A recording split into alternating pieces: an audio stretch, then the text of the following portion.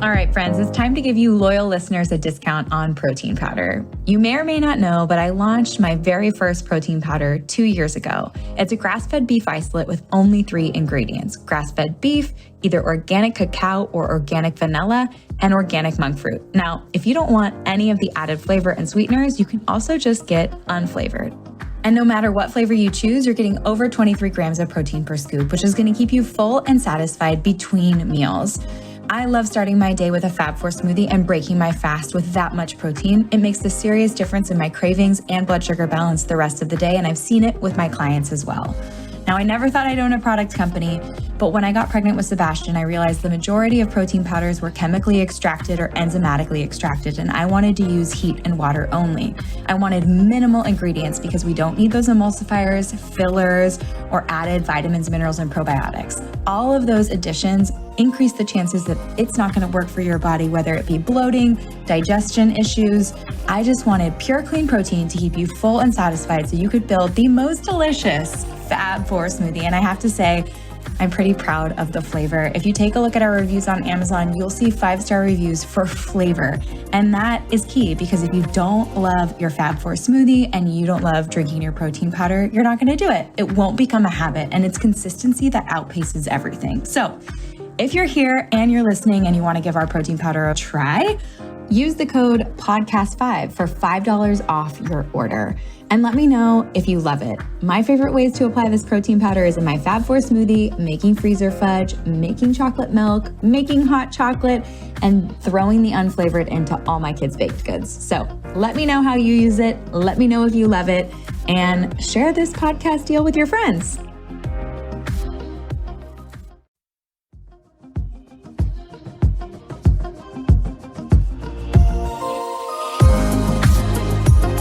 It's Friday, and it's the Friday of Labor Day weekend, which means the Fab4 Fundamentals is back on sale.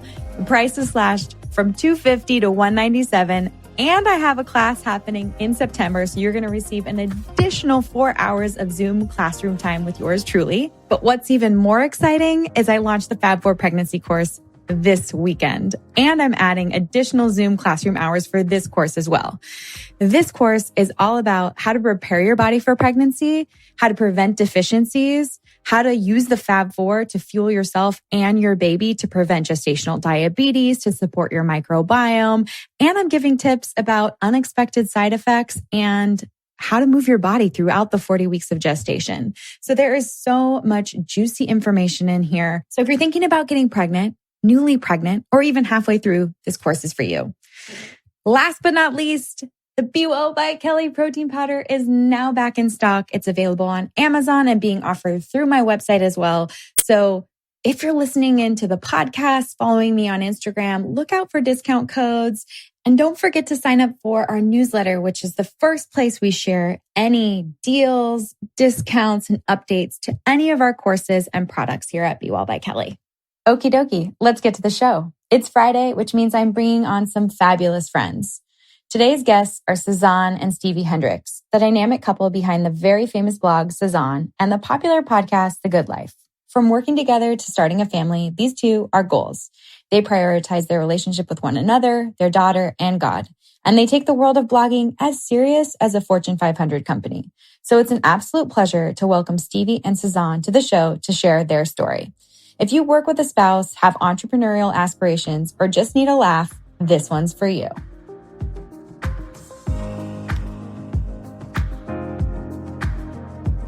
Stevie and Sazan, welcome to the show. Oh, it's good to be here. It feels good to be reunited talking to you, Kelly. It's been a while. How are you? I'm good. You know, I was thinking about the last time I saw you guys, and I couldn't put my finger on it, but I think I was pregnant with Sebastian. I think you were, and it might have been in the studio for our podcast. Yeah. Or maybe it was your baby shower or I don't remember. I just remember that Kelly brought a giant bag of Doritos and she couldn't get out of them. Such a lie. There was Stevie trolling you, of course. It's all right. It's all right. It's something that Chris might sneak in my bag or something. Kelly would never do that. I can't picture Kelly eating a bag of Doritos. I just can't unless it's grain free, you know? You know, what's so funny is when I think back on my childhood, because my parents were big, Costco people, it was like the family supersize of the nacho Doritos around here. Everything was cheesy nacho Doritos, Cheez-Its, Goldfish. I have to stop you. Did you ever eat the chicken bakes? Because that was my high school right there. No, I was a bagel bite kid. Oh, I was a bagel bite kid. Bagel bites and taquitos. Yeah. This conversation is off to a great start. Yeah. I think we should keep heading down this road, not for your brand's sake, but I love being nostalgic about bad food. Yeah. No, I mean, I think it's important that people know I had a normal childhood, right. Americana childhood, and that I came around to loving healthy food. I think it's important. I think that happens to a lot of people. And that's actually how we met. We met through Mike Alexander, and you guys were training with him, and he was like, "Hey, meet my friend Kelly, who works in nutrition." And we had a little one-on-one, and that's how our relationship started. And we've been friends for so many years now. And it's been amazing for me to watch your health transformations, and I think you guys do it in such a graceful way. Like you lead normal lives, and then you just focus on nourishing and adding. And I think it's really respectful of your body and, being parents and just leading by example for Teenie and her little sis. Thank you. Oh, you're the best, Kelly. It's been fun watching you too over the years, just grow and expand your business and just pour out all the knowledge that you have into the world. I mean, when we first met you, I was mind blown because we were definitely in that stage of our lives where we worked from home. We were at the very start of building, this self-made sort of career. And I was not taking care of myself. I was that girl that would just go to In-N-Out at the end of a long day. And it was like my first meal of the day because I was hustling and trying to build my blog. And I think it was you, Stevie, who inspired me to go with you to that session. I sat with Kelly and I instantly was like, wait, this is like, I'm not like meeting with like a nutritionist dietitian kind of thing. I really felt like you were like a health coach, and that's what you've been for us ever since. Why are you laughing at me? I'm laughing at Saz because listen, anytime I tried to drag her into something that she didn't want to be a part of, it's like pulling teeth, right? And she was like, Steve, I don't need to learn about, I work out, I eat some bad stuff, but some good stuff. And I was like, listen, babe, I said, I'm sorry, but you have no gauge for this kind of stuff. I was like, just a year ago, you were eating fast food exclusively. I said, so why don't you come with me? And Kelly, she's the type of person where if you put her on something, whatever shows she's watching, she's going to tell everyone, whatever latest health food she discovered, she's going to tell everyone. So she literally, I think I heard Fab 4, a billion times in the next 2 years. She's like, guys, have you tried the Fab 4 diet? My friend Kelly put me on. Let me tell you about it. I've been your walking You're my publicist. Right. And then she would come at me with it and be like, babe, is that Fab 4? And I was like, it's Saturday and I need you to chill. And he's like, and I put you on, so you need to sit down. Right, exactly. Well, you know what is where I'd love to start, because I know the Fab 4 was a part of it, but really I want to start back at the beginning of when you guys met and how you started your business. I obviously am so thankful to have been a part of keeping you healthy during those early stages of your business. But to decide to start a blog and go out on your own, that takes a lot of courage. And what did it look like in the beginning for you? Kelly, if we really all rewind now back to what year, Steve? Back to 2011, when I met those sparkly blue eyes, freckles at the University of North Texas. Stevie and I were both studying to do radio, television, film. That was our major. We both were so passionate about telling stories, which we thought would mean broadcasting, entertainment news, that kind of route. And that's kind of where our love kind of started brewing, was in the radio, TV, film building, because we ended up anchoring the nightly newscast together. And we were just this young, just ambitious I would say. Like, you had your own dreams and I had my own dreams, but we had both very determined, bold dreams. Like, you were like, I'm going to be the Ryan Seacrest of the world. And I was like, I'm going to be the Juliana Rancic. And it was just, we were so drawn to each other because of our goals and our ambitions. And then that friendship, obviously, it really blossomed and it became something so much greater than what I could have imagined, because I really did not think that we would end up being together. She's not telling the full scoop. The full scoop is when we met, I was like, who is that? And then we were doing the college newscast, just the cheesy times, good times. And we were in the recording booth, where we're like, tonight, we're going to find out how this man saved 3 children from a burning school bus. And, I thought that was a good place to turn to her and be like, you really did use that accent sometimes. Yeah, this is pretty close, honestly. It's not good. But anyways, I did turn to her and I was like, that seems like the appropriate time to ask you, what kind of guys are you into? And she goes, dark, exotic, not white guys. And I was like, that's cool because I am white on the outside, but inside I'm very exotic. and so Sazan comes from a traditional Kurdish background, and she was always told, she couldn't date or marry outside of the culture. And I was determined that was not going to work for me. So we did fall in love, and it was forbidden love, but it came with a lot of trials, but also a lot of blessings.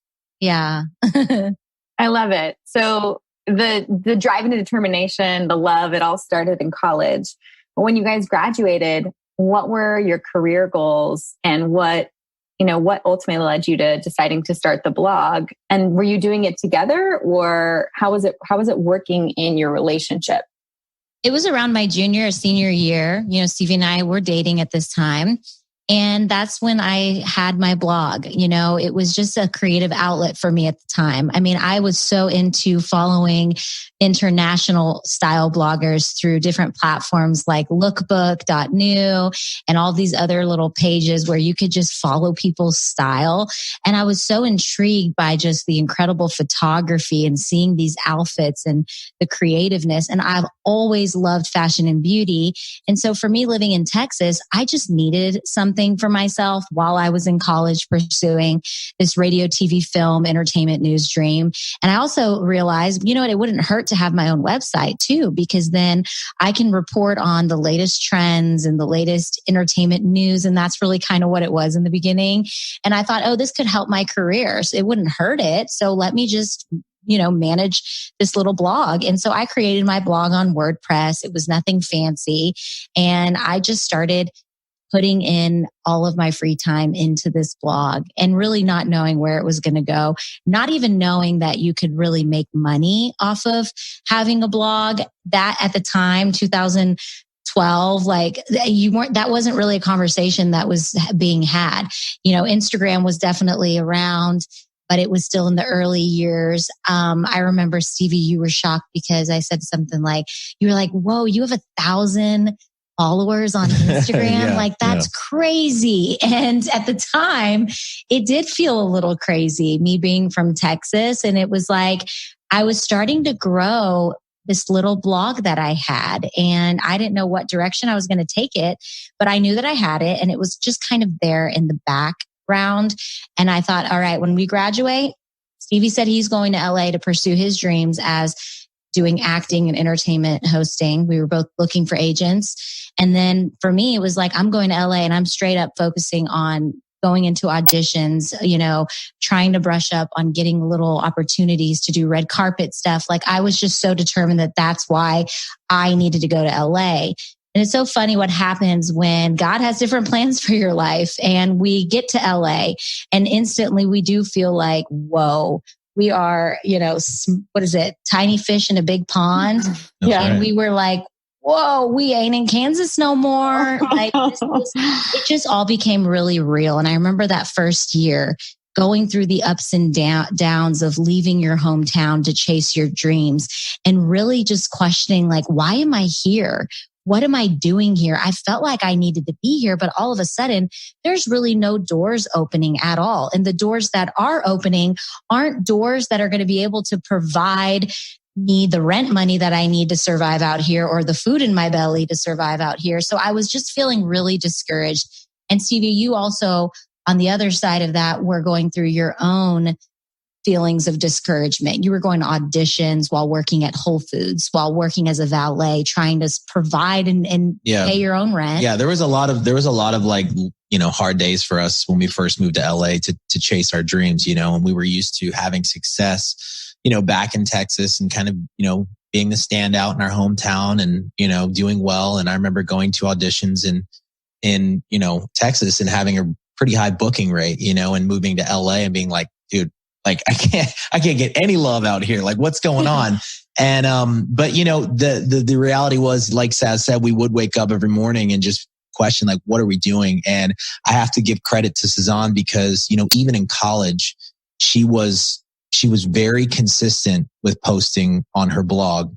I remember I would do photo shoots with her. She's like, I want to do some guy ones. We have guy style. And she would get these dresses and she would source things from like people on Etsy or like, I'll send you this dress. And, she would style it. And so it really was like a hobby that grew into a passion, I think. And, somewhere along the way, I remember she called me one day, and this is before we got engaged. And she said, I really think you should start working with me because girls are making real money. And if I really focus on this, I can grow my following even more. And I think that we can actually make a living. And I was like, what? I was like, I had never, this is 2014. And I was like, I don't think that's a real thing. And she said, no, like, come work with me. And lo and behold, I started managing her. And it literally, like, as we had 4 hands on it instead of 2, it's like we had already been in LA at that time for like 7 or 8 months. And we were only focusing on that one thing that we thought we wanted more than anything, which was the hosting and for him, the TV stuff, acting. And it's so funny what happens when you finally just surrender and you're like, okay, I need to work with what I have in front of me. Like what is working for me? And when I looked at that small little plate, it was my blog was on that plate. And I said, you know what? It's not really making money, but I haven't even tried pouring myself 100% into it to try to dive in and to see if I can make money in it. So I kind of had to flip the two. So instead of the blog being in the background, I said, I'm not going to quite give up my dream to do television stuff, but I'm going to put that in the background for a second. And let's see now if I can shift my energy and now focus on blog. And it was literally that after that decision, it was within a week when one of my friends who had also moved from Texas, she had a little blog and she was in LA. She invited me to a blogger event that she was doing with Ted Baker or something like that. And I said, you know what? I might as well go. I have no friends out here. I might as well just see what this is about. And it was just like, whoa, it was like flashing lights. Like, this is a sign. This is what you need to focus on. You had this moment when you were at the Ted Baker event where it's like flashing lights and this aha moment. Yes. I'm curious really like how invigorated you felt when you came home and what if you remember that day pretty vividly, if it felt like a turning point for you. Yes. And how you looked at your business differently after. That day was definitely a turning point for me because I met so many other women in the LA area, which Texas, I never was able to connect with any bloggers that were there. And these women had been doing it way longer than I was, even if it was 6 months longer than I was. And they were making money off of it for that amount of time. And I thought, wait, what? So I went home that night and it's like my heart was on fire for this. I just felt like something sparked within me to dive deep and start researching. I looked at all of these girls' blogs and took a lot of their advice. And it just became, it became this eye-opening experience. Like, wait, I really do think that I can do this too. And that's when I shortly after that called Stevie and I said, I think we've got something here. Let's work together. I'm going to need your help to help me shoot photos, do all of this. And then, before you knew it, we created our own little PDF kit that we would pitch ourselves to little Etsy brands and Etsy mom and pop shops that wanted exposure across my blog and my Instagram at the time, which was growing pretty rapidly. I knew that we had something to offer them and they had something to offer us in return. So they would pay, I remember the premium price to get everything, all things like my blog. I didn't have a YouTube channel at the time, but my blog, my Instagram, high-res photography, all of that, it was like $500. And all of a sudden, everybody wanted like the $500 package. And I said, Stevie, are we pricing ourselves too low? I mean, at the time I was like, this is great. This is more money than we've made since we got to LA. So before we knew it, we were making these relationships with these incredible brands online, giving them the exposure that they also needed. And they had the product, AKA I needed product in order to create a legit platform and to style and to show what I could do. And then sometimes they throw in an extra product to do a giveaway. And I would always freak out when they would do that because I'm like, giveaways are amazing. It's going to help us grow our following even more and it'll help the brand's following. So very early on there, before agencies were formed, we went directly to these small businesses. And that's kind of where it all started for us. And we built those relationships. And then I remember the first big deal I got, which was also, I think, another $500. It was like a $5 at the time. It was huge for us. I remember the biggest deal when I started working for you. Remember that? Right. But I remember that we got a large, at the time we were like thinking we were rolling, but we got like a $5,000 deal with Garnier. And that was like one of the first deals I negotiated. And I was like, wow. Yeah, I had to do a million things for it, but it was like, yes, Stevie, this is amazing. And since then, it's just been like the two of us in this together. We have now built not only this online community, this platform where now we are creating products and services for that community. We've got this blog, we've got our blog today. We've got our podcast, The Good Life, that we've done together. And now we're continuing to expand our business in this next chapter. So it's like, even though we did end up moving back to Texas 7 years later, we made so many connections out in the LA area where it's like now this next chapter is for us to really focus. Right. And we are expanding and growing our business to really meet the needs of this incredible audience that we've built. And we want to give them the products and services that I know that they want. And it's great because we can still work with the brands that we love too. So it's so amazing what happens when you think that you know what you want for your life and what you want to do, and then how it can take a turn. But that turn can be so amazing and so incredible. Yeah, I think opening yourself up to what the possibilities are outside of these like very pigeonholed goals, and people get really excited about one thing and can be easily discouraged. I'm curious, when you guys were both in that really discouraged place of like trying to make it in Hollywood and break into what can be like a really hard life for people who are even in it. Was there ever a time where you both were like, let's give up and move back to Texas? Let's move on. Like, did you have like a timeline for that? Because I feel like the stars aligned for you and the clouds opened up and you were like, wait, we have this amazing opportunity, and you went for it. And you went for it together with all of the drive you probably had in college and that energy. And I know you both are such positive people. So I think that all really plays a part in the success that you've created. But was there a time when you were like, let's give up? I think Saz and I are both of the mindset, like we're like old school, like boxers, when they didn't have a round limit, it was like, all right, someone's going to tap out first. And we're like, let's go. I mean, we really put our heart and soul into our dreams, and we really, we believed in ourselves. And it was hard to believe in yourself. I think when we moved out there and got confronted with the reality of, just how hard it is to break through in the industry out there. But we were just so passionate about what we were doing, and Jim Carrey said something in a speech that I loved, and he's kind of wonky, but I love him. And he said something, he said, I'd rather, he said, I watched my dad, who was the funniest guy I know, I think he was an accountant or something, spend his life being an accountant and doing something he hated, he said, and I would rather spend my life, doing something I love, not necessarily being the most successful, but doing something that I love. And there's so much value in that. I think, I was ready to just kind of go after my dreams too, and lay it all on the line because it's what I really saw myself doing. I just didn't want to sit at a desk, and be confined to working a 9 to 5. And so we were both very passionate about that.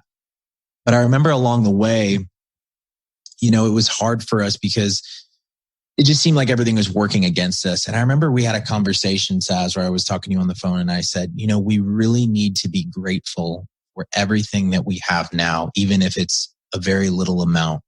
And I think at that time, it was so important for us to practice thankfulness, because I believe, that there is opportunity out there for us in the world. But I believe that it comes to those who will steward it well. And also those who are grateful for what they have. I think there's so many people who complain about, I want more. I want the next level of success when they don't know how to handle the success that they have then. And they also don't appreciate it. Mm-hmm. And so I also think maybe you'll gain that success, but you won't fully cherish it, right? Or you won't be a good steward with your money, right? And you'll frivolously spend. And so, for us, I think a big step was learning to be grateful, but not content, I guess content, but also not complacent, right? It's like, we're happy with what we have and we're blessed to be here and we're in this city and we get to chase our dreams. And, there's hard times, but we're here, and we're going to keep going. And so I think just keeping that attitude all along is what continued to fuel us. And really, I again give credit to Sazan. She was diligent when there was no paycheck, and I think that's a big thing. If you're starting a small business or you want to be, an influencer, it doesn't matter. People think influencers have it handed to them, but I watched her gain every follower that she got. There was no big blow up overnight where it's like, oh my gosh, I just got 400. No, that didn't happen. It was every day posting consistently, even before she was getting paid for anything. And so I think her diligence, over the years is what paid her dividends, in these last few years. So it's been really awesome. Yeah, I mean, even just in the story of being the two real workhorses in the business and reaching out to these small brands on Etsy, I think a lot of people, it's amazing to me, but that's one of the number one careers that people want coming out of college is to be a quote unquote influencer. And I really like to shed light on the fact that it's a hustle. A lot of people looking to build a blog or who started a blog like you were really looking to elevate their career or just have a place and a resume and a body of work that would support something else. It wasn't the main goal in the beginning until you realized it could be. And even when you realized it could be, you were doing the work without the paycheck, or you're doing the work with these $500 hits from these small brands on Etsy, doing the actual work of reaching out to them and cold calling. And you weren't saying, hey, I want a 6-figure contract with Armani. I deserve that right now.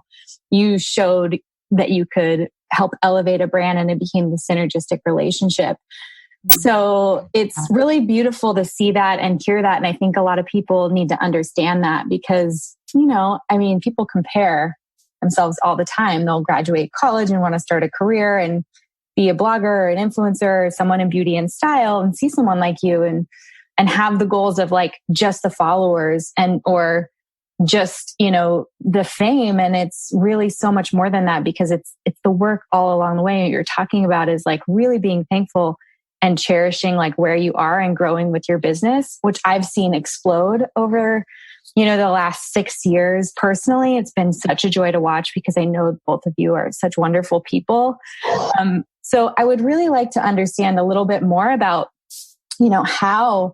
how these brand deals changes because brand deals changed and how you continued to elevate your brand over the years via, whether that was getting a manager, an agent, whether that was having collaborations and things of that nature. How did it grow over the last 6 years and how did you drive the growth? I think every time that we've seen growth, there had to be investment first, whether it was time, money, resources. And so, the first time that we really saw exponential growth is when Sazan asked me to work with her, right? It was like 4 hands, 2 minds on the same thing. And our output was much higher, right? And so, it was easy because we're a couple, right? And so she's like, come work with me. But, I remember just feeling like we were drowning. We planned our own wedding while we were just finally starting to make some good money.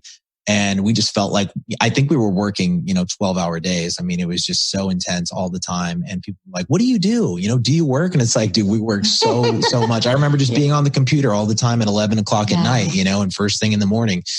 And so, we looked at each other. We were like, we're growing and we need to invest back into the company, whether we need to, spend money to hire somebody. So, we hired my sister. Then we brought on a manager, right? And a manager, right? They get paid when you get paid, but also, that comes out of your paycheck.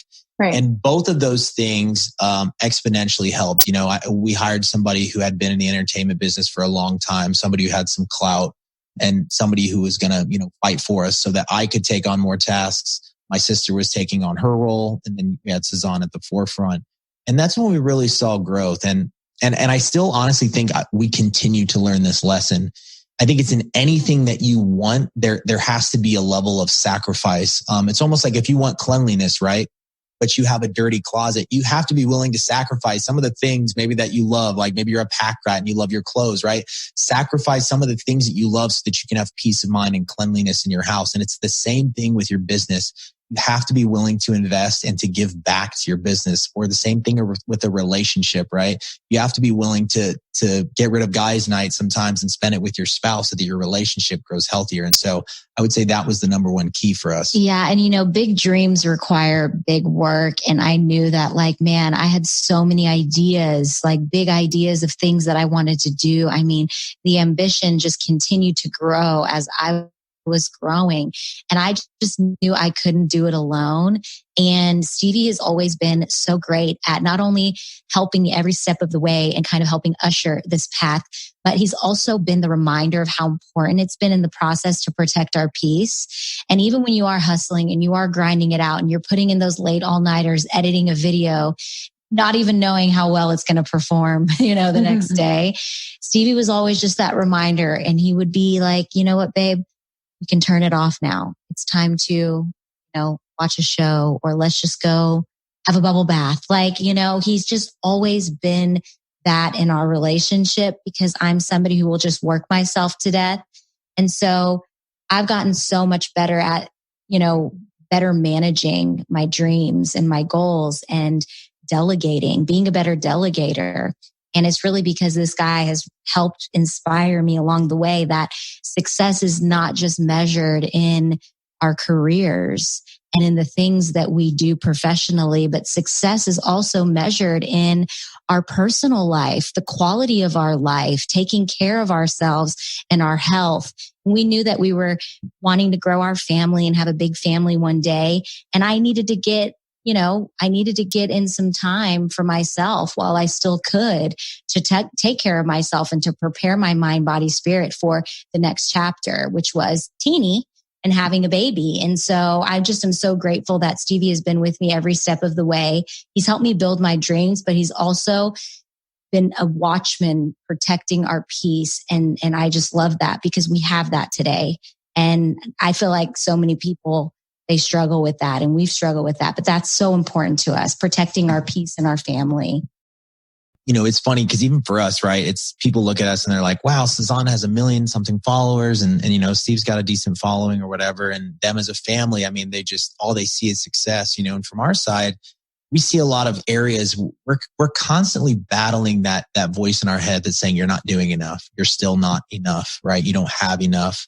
You should be doing more. Are you maximizing your potential? We still battle that voice, in our heads on a daily basis. And, we just decided at one point, like Sazan said, to turn it off sometimes and to value the currency of peace in our lives. Right. And I was actually just reading something this morning, and that's why I wanted to just put it out. It's a proverb, but it says, one person pretends to be rich, yet has nothing. And another person pretends to be poor and yet has great wealth. And so for us, I started, in LA, it's easy to see these people, especially in the circle of social media influencers who, oh my gosh, they've got 5 million followers now and they're doing this big deal with so-and-so and everything in their car. I mean, look at their house. I mean, they've got it all. And, I watched as certain people would pass us by, that maybe had less followers. And I really had to look at our life and say, you know what? We're so blessed with everything that we have. And we've had so much opportunity, and we're still growing, and we still have so much left to do and to give.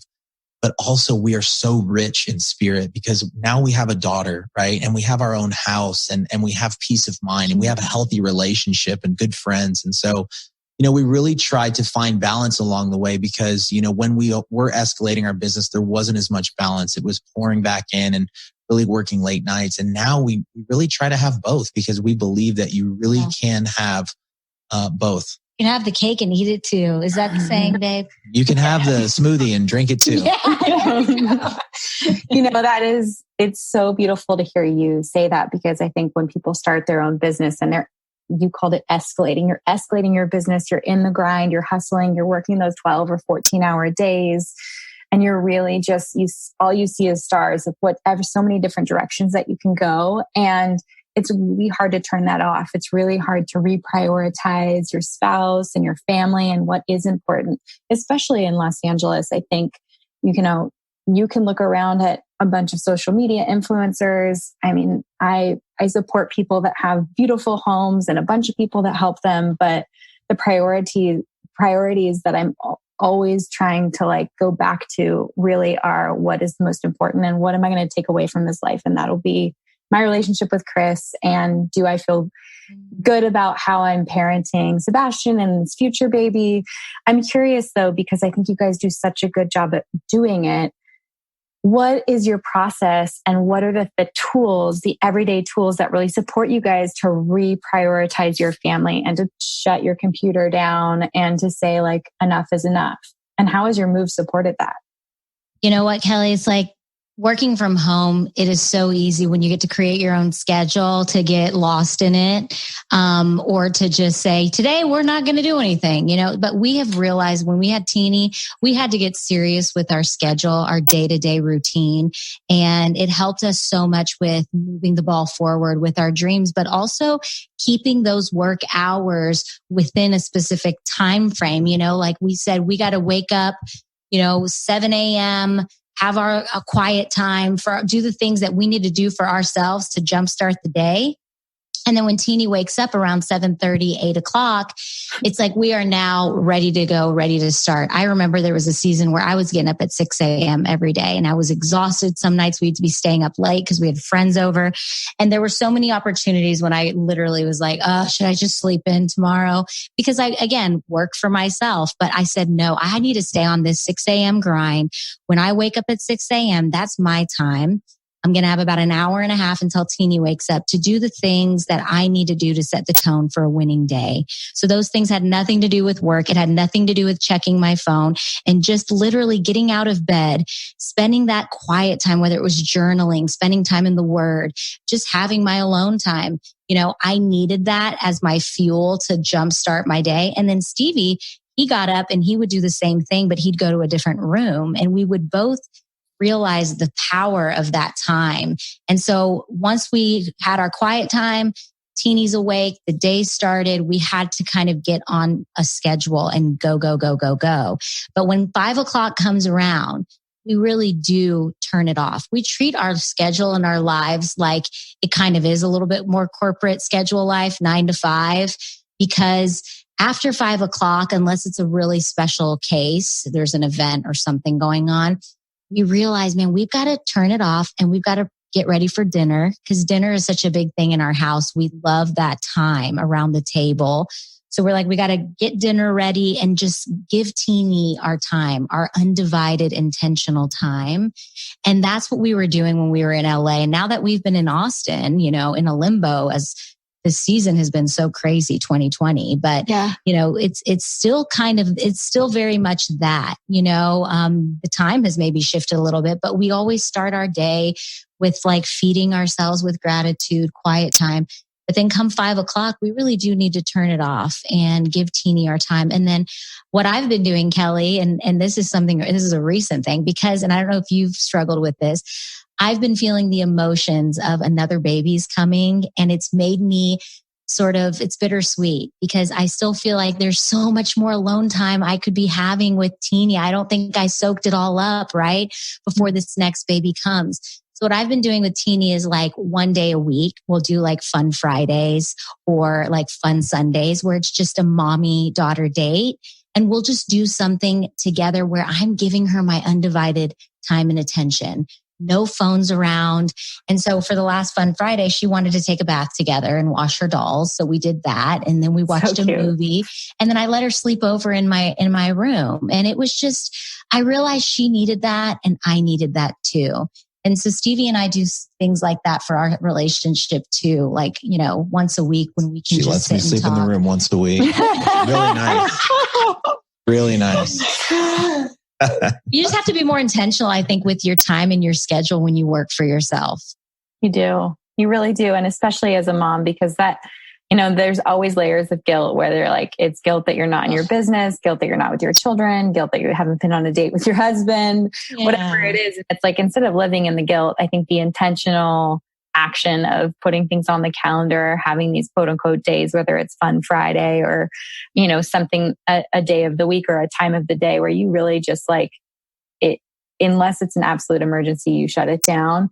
Getting in that habit of that, you're really setting the tone for your family. You're also showing Teeny that she is so important. And I have absolutely been feeling what you're feeling. I mean, we're both, halfway through our pregnancies for number 2. And it is crazy. You're just like, I'm just like, how am I going to love this child as much? But also like, I'm so sad that Sebastian won't have just the 2 of us. It's going to be such a culture shock for him. And like, it's going to be hard on everybody. It's going to be beautiful, but, exactly. Yeah, I feel that exact same way. It's really sweet that you're doing that. It's a great tip for moms out there who are ready to have their second as well. So how does wellness... I'm so glad you feel that too. That's normal. I think it's normal. I think it's a theme with a lot of moms when baby 2 is coming down the pipe. So how does wellness, I mean, because it's obvious that you prioritize this alone time for yourself, which I think instead of being reactive to your day, you're being proactive with your day, which is so important, especially when we're parents.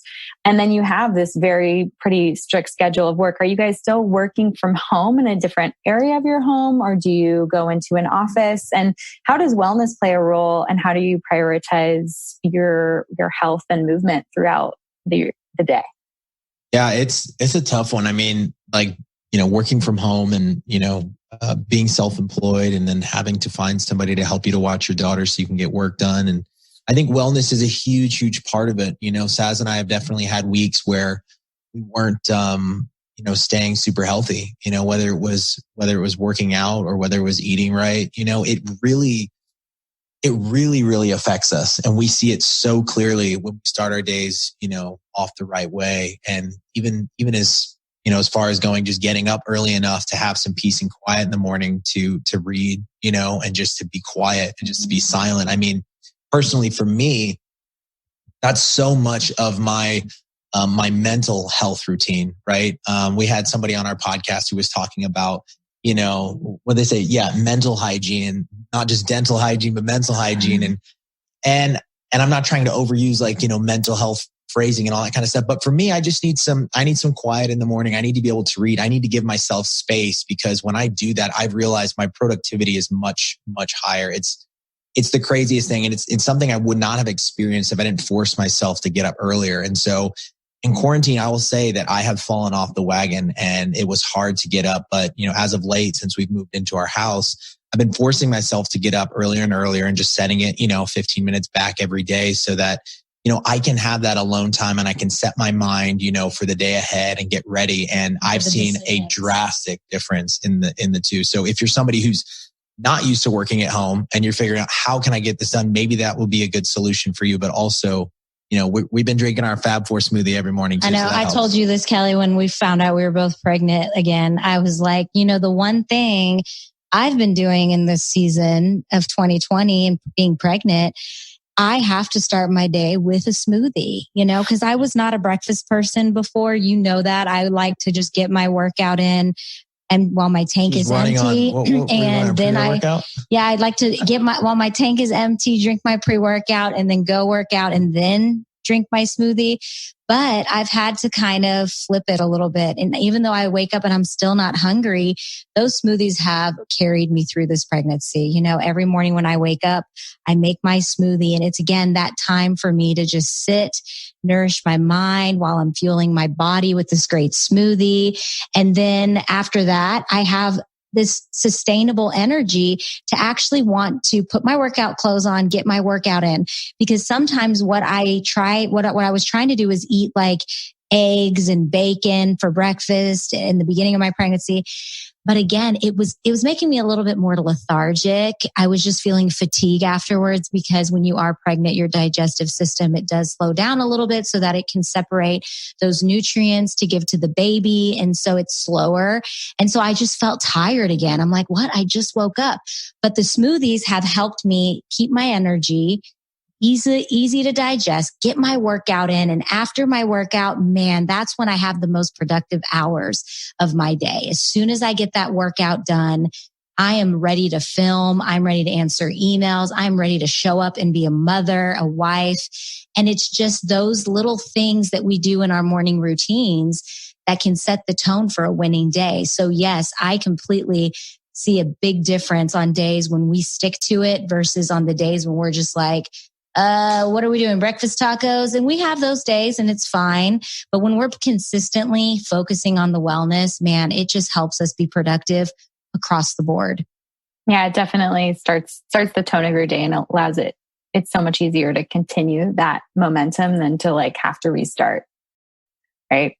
Yes. Were you nauseous at all in the beginning of your pregnancy? And did you have a hard time working out? And if so, how did you get back into it? Girl, you know I'm not human. So I was nauseous, but I was still working out because when I would go, even if it was for like a 15, 20 minute little mini jog and putting music on, the nausea would go away as soon as I was done working out. I think it like did something to balance my hormones out. So when I was actually feeling nauseous and I'd just be sitting on the couch, it's like I tried putting lemon and my lemon remedy that worked with Teeny during that pregnancy. I would squeeze lemon with salt and take a shot of it. It didn't work this time. I was like, what's going on? Oh my gosh, what do I do? And then you think, oh, I need to eat. But I knew this time around, I'm like, no, this is my hormones talking. And I wasn't tired. I just was a little nauseous. So as soon as I do that, like a little jog or even a walk, get my endorphins pumping, it literally made the nausea go away. And maybe the nausea would come back like later on that afternoon, but it actually gave me some really great hours of like a break from it. And I mean, I don't know scientifically, maybe you do, but there's a lot of pregnant women who I know who have said the same thing, that working out has actually helped their nausea. Is that crazy?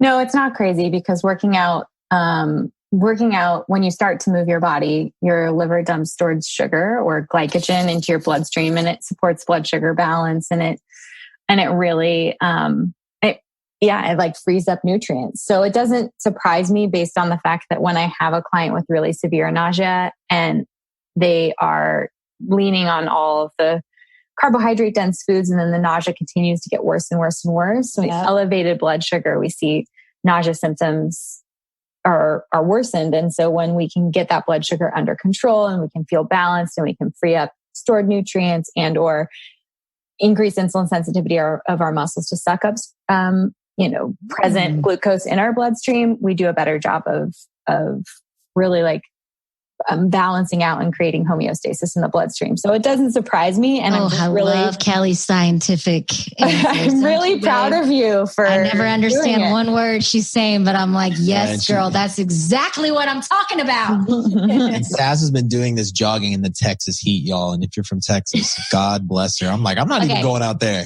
Thankfully for me, Kelly, it was pretty mild nausea. It wasn't severe, and I didn't actually throw up at any point. Were you nauseous this time?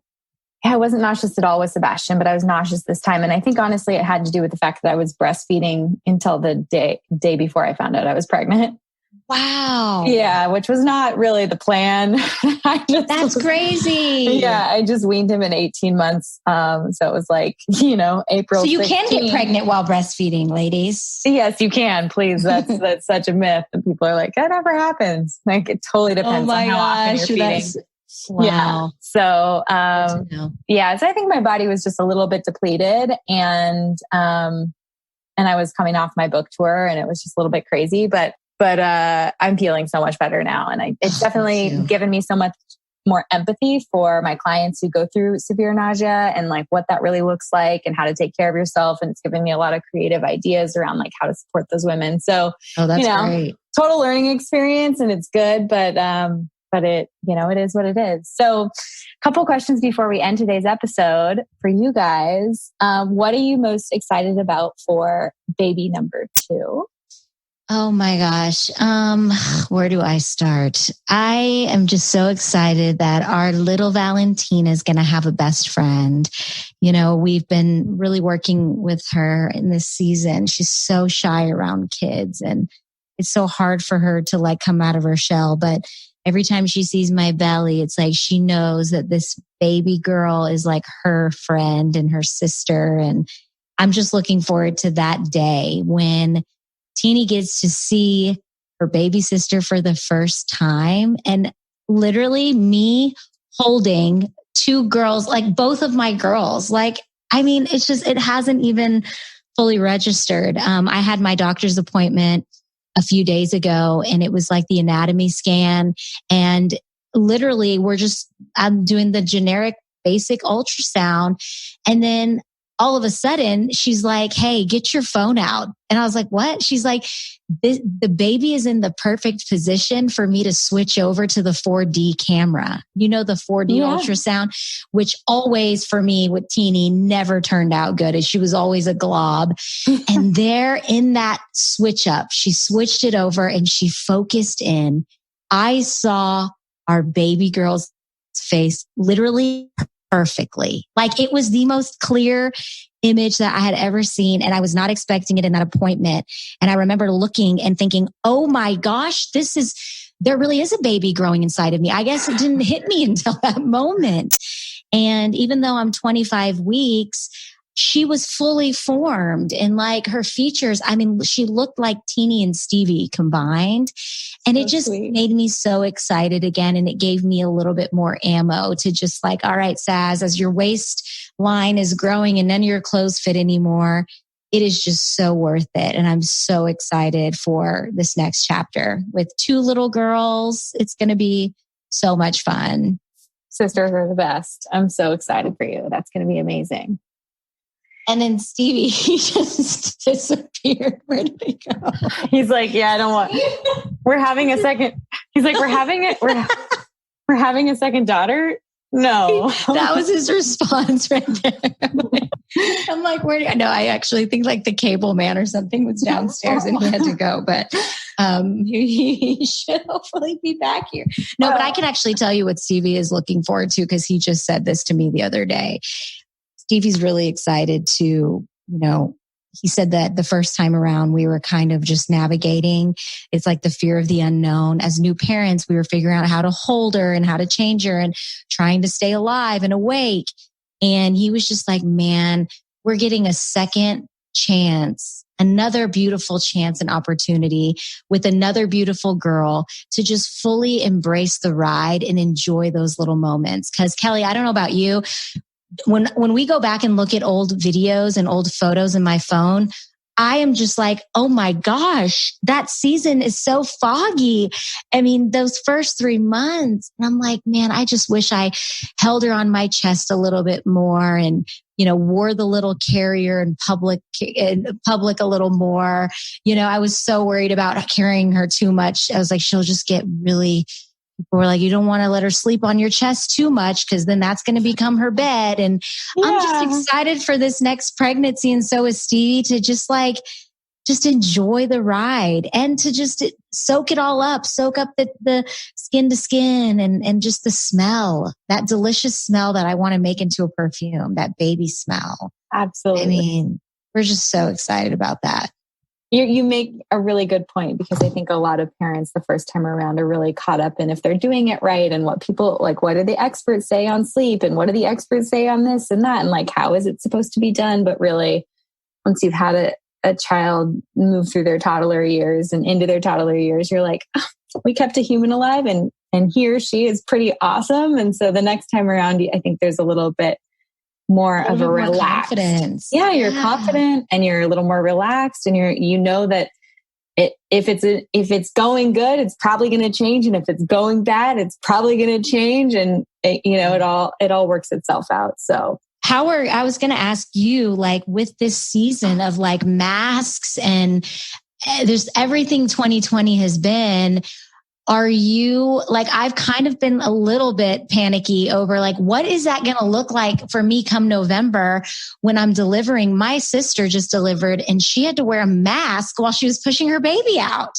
Yeah. Yeah. My little sister delivered in June as well. And she was in the height of COVID and her son went to the NICU and she had to like each of them, we weren't up there in San Francisco supporting them because we weren't allowed to go to the hospital and then we were finding a time when it felt safe. And like, we were all just trying to work it out as a family. But then her son ended up in the NICU and it was like I had that experience. So I immediately like put a mask on, jumped on an airplane and flew to San Francisco.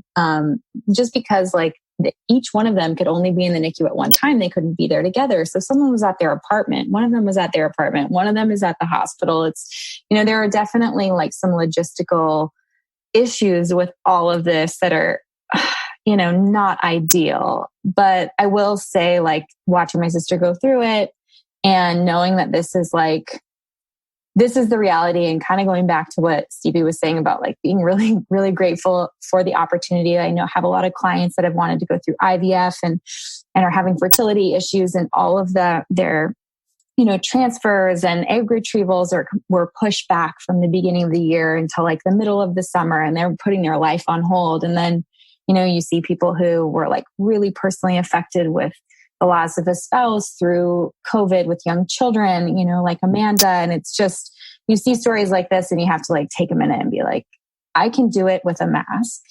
And, it's not ideal. And this is going to be really hard. Bash is young, he's not even 2 yet. So I know like mask requirements for him are not a thing.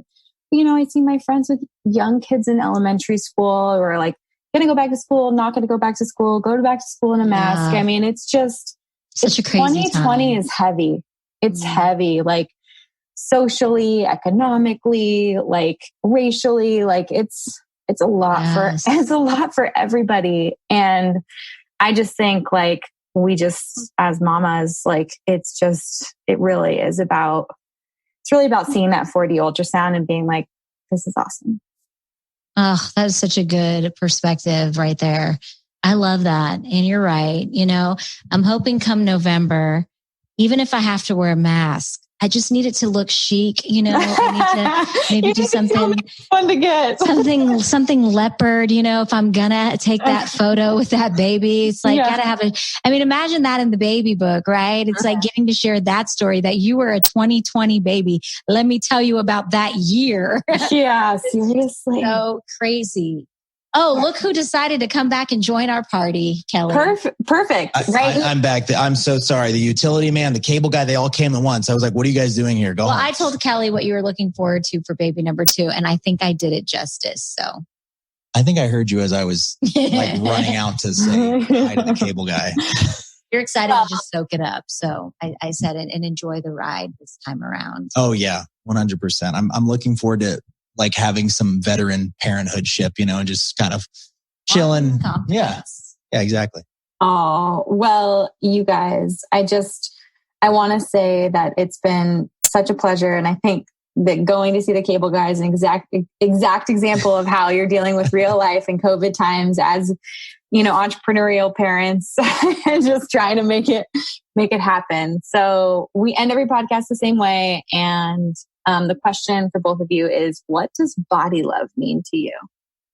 For me, in this season of life that I'm in right now, and I think my pregnancy, the first one, taught me this really for any and every season, body love to me really just means to be kind to your body in whatever shape or form or season that it's walking through.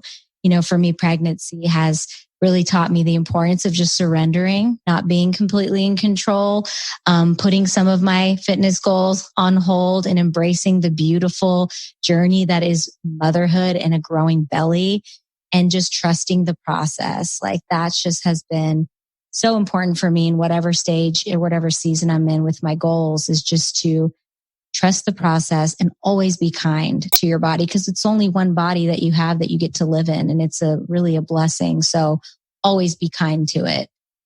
I would say that for me, it kind of goes along with what Sazan just said. I've been learning lately that, I've been kind of actually saying this to myself every day, that I am enough, right? And I kind of alluded to that earlier, talking about even when you get 1 million followers, or your business is doing really well, sometimes you question, are you doing enough? And I think for me personally, answering that question and saying I am enough, it actually empowers me and enables me to not to feel this stress or the stress of performance. Like every day I have to go, 110 to the max, but instead I just have to show up. Right. And I have to do my best on any given day. And sometimes your best is not your best the day before, or the day after. But I think showing up every day, knowing that you're enough enables you to actually, handle the big tasks and the small ones, with just ease and with grace, and know that, you're not going to be perfect every day, but show up and do your best, and that your best is enough. That's what I've been going through lately. And it's been good. I love it. Our best is enough.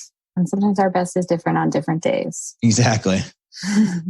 Well, I love you guys so much, and I really appreciate your time. You're such an inspiration as a couple in showing that you can prioritize your family and your relationship and still be very successful. You can also decide that there's a time and a place where you need to just start enjoying your life, protecting the beauty and the richness of what is a life built of love, with God by your side. And it's such a pleasure to know you guys and to be friends with you, and you inspire me daily. So I think you guys are both enough, more than enough.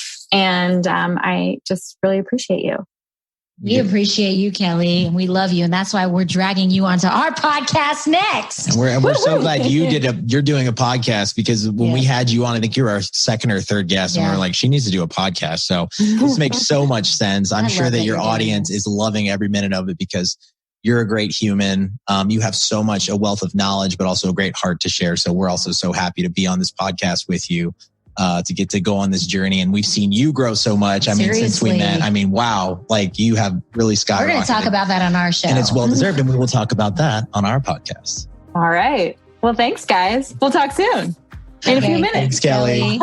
Okay. Thank you for listening to Be Well by Kelly. Please subscribe to the show on Apple Podcasts, Spotify, or wherever you listen to podcasts. Learn more at bewellbykelly.com and follow me on Instagram at bewellbykelly. I would love if you picked up my books, Body Love and Body Love Every Day. They're sold on Amazon and at all major booksellers.